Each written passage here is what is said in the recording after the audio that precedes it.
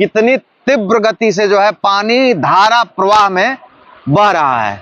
और मुझे लग रहा है, ताकि मैं ये जिस जगह पे मौजूद हूँ, ये ठोकर नंबर 3 है, सटे गांव है सिसवा दधीच, और 3-4 ठोकर है यहाँ पे। 1 नंबर ठोकर है, 2 नंबर ठोकर है, और ये 3 नंबर ठोकर है।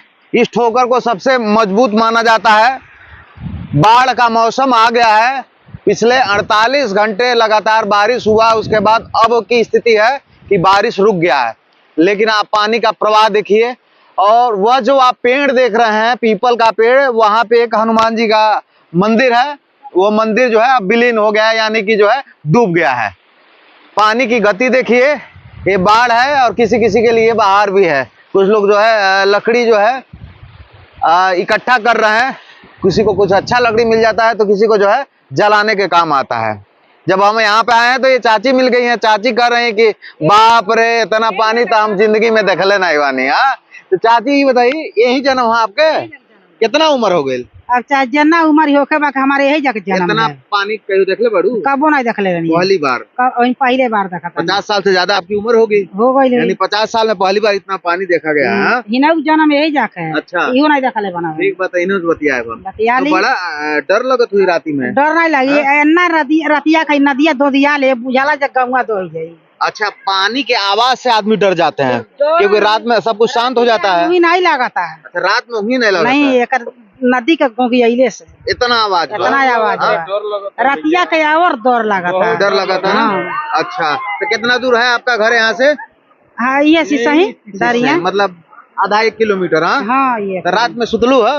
वही डर लगता, कहाँ डर लगाता है कि पानी कब जो है आक्रमण कर दे एक तरह से। हाँ, आवाज दिन में कम न सुनाता है। पानी से डर लग रहा है ना? रात में बहुत ज्यादा डर। आप भी यहीं के हैं? हाँ, यहीं पे। दादा, आप भी यहीं के हैं?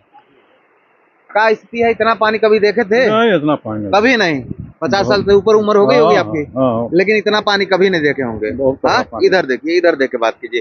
तो ये बताइए, डर तो लग रहा होगा आप लोग को? डर नहीं है। डर लग रहा है कि पानी का अगर रूट मुड़ जाए तो कहीं ना कहीं पूरा गांव जो है तबाह हो जाएगा। तबाह हो जाएगा।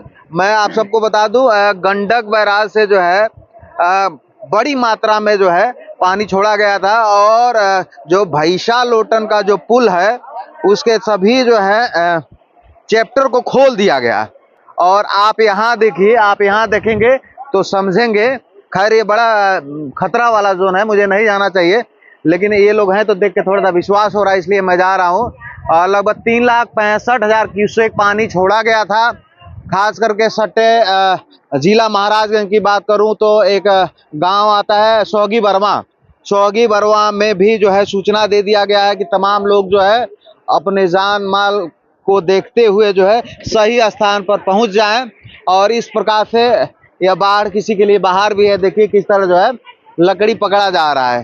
हाँ, और एक और बड़ी बात है कि तमाम योजनाएं जो है ना इसी बाढ़ खंड के मौसम में दम तोड़ देती है। दम इसलिए तोड़ जाती है कि तमाम योजनाएं तो आती हैं, लेकिन जो है बाप रे, ये देख लीजिए। हाँ, हाँ, तमाम योजनाएं जो है बाढ़ खंड की जो रहती है, सिंचाई विभाग की रहती है, वो जब पानी आता है, पानी का प्रवाह बढ़ता है, मौसम बढ़ता है, तो इसी तरीके से पानी के प्रवाह में वो दम तोड़ देती हैं।